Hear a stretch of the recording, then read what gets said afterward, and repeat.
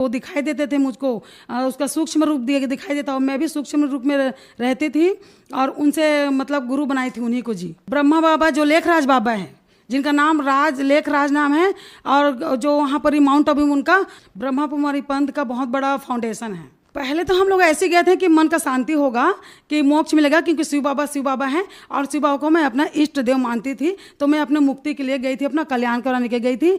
लेकिन वहाँ जाने के बाद में मेरे घर में इतने सारे भूत प्रेत और घर में आने लग गए, पीछा करने लगे, साथ में सोने लगे, साथ में खाने लगे, इतना तांडव करने लग गए। मैं सोए रहती थी, मेरा चादर खींच के ले जाते थे, मैं ऐसे मतलब सोए रहती थी, और मेरे घर में वो काम करते थे, भूतिया बहुत सारे काम करती थी, मेरे को चूटी काटने लगते थे। एक दिन क्या हुआ कि ना हमारे घर में ढलाई हो रहा था, मतलब ना लेंटर हो रहा था, तो लेंटर होते होते मेरा लड़का पानी डालने लग गया। पानी डालते डालते हम लोग कोई लड़ाई नहीं किए, झगड़ा नहीं किए, मेरे बच्चा मतलब, और उसको फांसी लगाने चले गए, बरगद के पेड़ में फांसी लगा लिया, तो उसको हम लोग निकाल के लाए हैं। फिर रात को चले गए, हमारे छत्तीसगढ़ में बहुत बड़ा शिवनाथ की नदी है, वहाँ पर ही वो कूदने के लिए अपना आत्महत्या करने के लिए गया। उसके बाद में फूड पॉइजन रखा हुआ था, जो हम लोग टमाटर की दवा इसमें फसल में यूज़ करते हैं, वो खा गया। उसके बाद फिर मैं उसको दवाई को छुड़ाई हूँ, सब लेके मेरे को मारने ही आ गया, अपने पापा को गला दबा के मार दिया, घर से भाग गया। फिर उसको पकड़ के लाए हम लोग 10-12 दिन के बाद में। उसके बाद ना वो फिर मट्टी तेल डाल के आग लगाने लग गया।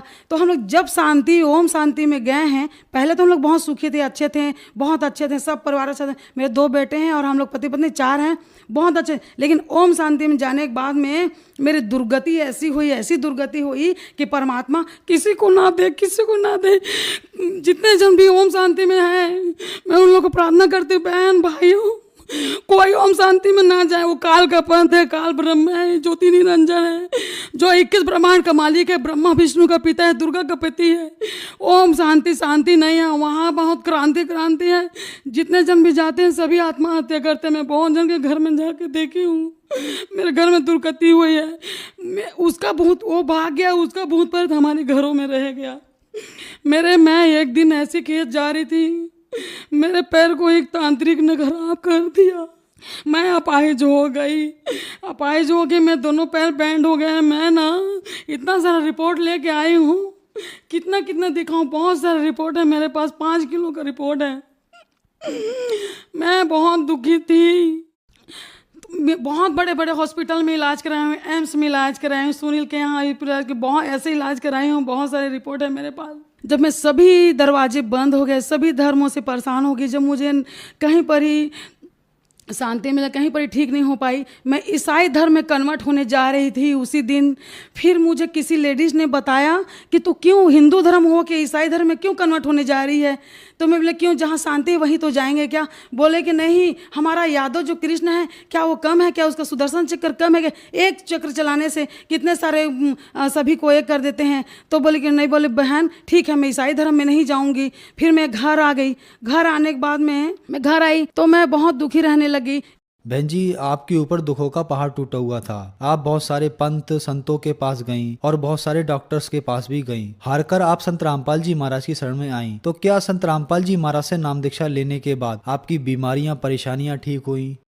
जी हाँ, मेरी बीमारी सभी बीमारी ठीक हो गए। संत रामपाल मैं कैसे गई हूँ ये भी बता देती हूँ आपको। मैं जानती भी नहीं थी संत रामपाल। तो फिर एक बार और 2-4 महीने के बाद में पुस्तक सेवा करने वाले आए थे गांव में, बोले कि बहन ये देखिए कि इसमें क्या लिखा हुआ है इसमें। तो बोलते हैं कौन ब्रह्मा का पिता है, कौन विष्णु की माँ, शंकर का दादा कौन है, हमको दे बता। तो मैं बोली पागला गया कि शंकर का दादा कौन है, शंकर तो सभी का दादा है, सर्व सृष्टि रचनहार है, शिव परमात्मा है। मैं बोले बकवास उकास मत करो, यहाँ से आप लोग चले जाओ, नहीं तो मैं दे दूंगी आप लोग के एक झापड़, ऐसे करके खींच के बोली सर। तो वो लोग बेचारे लोग डर के भाग गए। पुस्तक का रेट ज़्यादा नहीं था, 10 रुपये मात्र था। मैं 10 रुपये का पुस्तक नहीं ले पाई, इतना सब कुछ संपन्न होते हुए 10 रुपये का पुस्तक नहीं ले पाई। फिर मुझे प्रेरणा हुई ना, मैं जबरदस्ती नाम दीक्षा लेने गई। क्यों गई, क्योंकि मेरा बेटा पागल था, मेरी बहू उनको छोड़ के चले गई थी घर से। बेटा जो खा था मेंटली प्रॉब्लम था सर, उसको पूना गया था, पूना से उसको वही भूत प्रेतों ने पकड़ लिया था। जब वो घर नहीं आया था सर, 1 हफ्ता पहले उसका तबीयत खराब हुआ और घर नहीं आया था, तो हमारा घर सर जैसे लगता है किसी ने जिंदा लाश को रख दिया है और बदबू आ रहा है, बहुत बदबू आता था।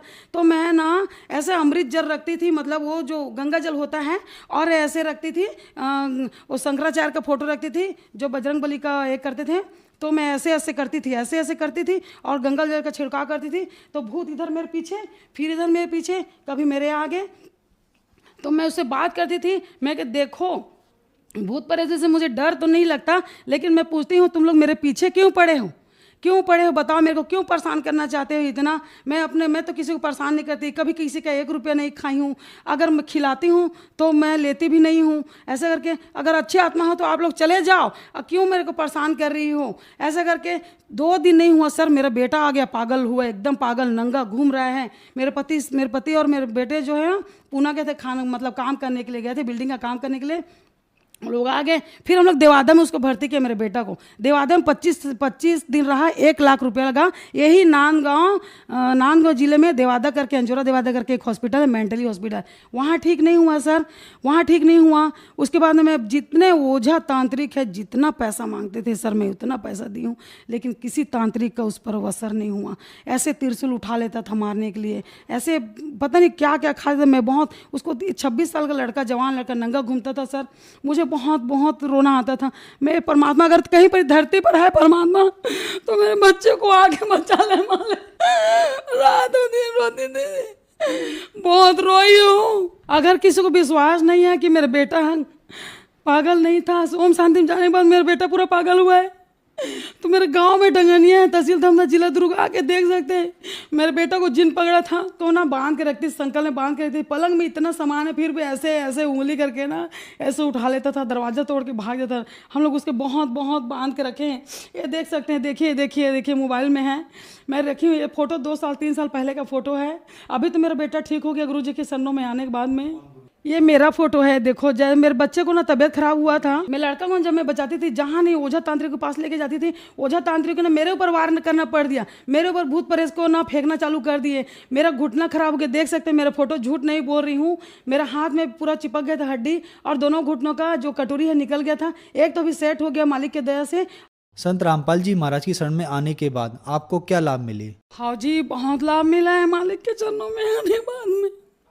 मालिक ने पूरे मैंने मुझे ऐसे उठा लिया जी, ऐसे अपने हथेलियों में उठा लिया, अपने पलकों पे बिठा लिया है। सदगुरु रामपाल जी महाराज ने पूर्ण परमात्मा है, धरती पर आए हुए हैं, कबीर परमात्मा के अवतार है। बहन जी, संत रामपाल जी महाराज से नाम दीक्षा लेने के बाद आपका उजड़ा परिवार बस गया, आपकी बीमारियां भी ठीक हुई, तो जो महिलाएं आपको देख रही हैं, आप उनके लिए एक जीता जागता उदाहरण है। उन महिलाओं के लिए आप क्या कहना चाहेंगी?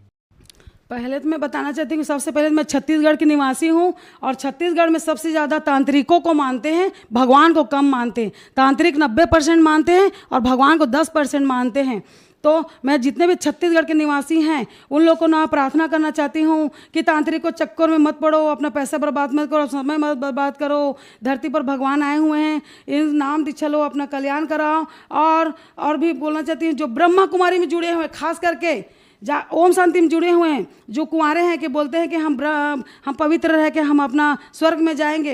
एक ऐसा स्वर्ग नहीं है, कुछ नहीं है। आप लोग ना कुछ मत करो, वहाँ से हटो। मैं ऐसा कुछ नहीं बोल रही हूँ कि आपके प्रति दुश्मनी कर रही हूँ, कुछ नहीं कर रही हूँ।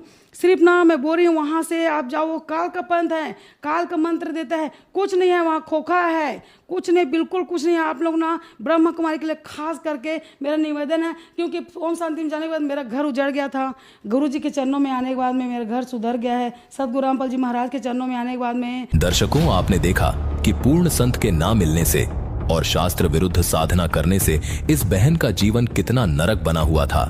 दुखों से तंग आकर आत्महत्या तक करने की नौबत आ चुकी थी। अपने इकलौते जवान बेटे के जीवन को अपनी आंखों के सामने बर्बाद होते देखना एक मां के लिए कितना कष्टदायी रहा होगा, इसका अंदाजा लगाना बेहद मुश्किल है। लेकिन जब इस मां ने संत रामपाल जी महाराज से आदि सनातनी भक्ति प्राप्त करके साधना शुरू की, तो इनका जीवन खुशियों से भर गया और साथ ही अपने जीवन के कल्याण का रास्ता भी प्राप्त कर लिया। ऐसे बहुत से श्रद्धालु हैं जो इन तथा कथित संतों के जाल में फंसकर अपना जीवन बर्बाद कर रहे हैं। दर्शकों, इस बहन की आप बीती हर उस श्रद्धालु के लिए एक सबक है जो केवल भीड़ और भावुकता में भावुक होकर ब्रह्मा कुमारी पंथ में मोक्ष की आस लगाए बैठे हैं। अब भी ये सिलसिला बदस्तूर जारी है, क्योंकि ब्रह्मा कुमारी पंथ में जीवन जीने की अनोखी कला सीखने के नाम पर जो पाखंड चल रहा है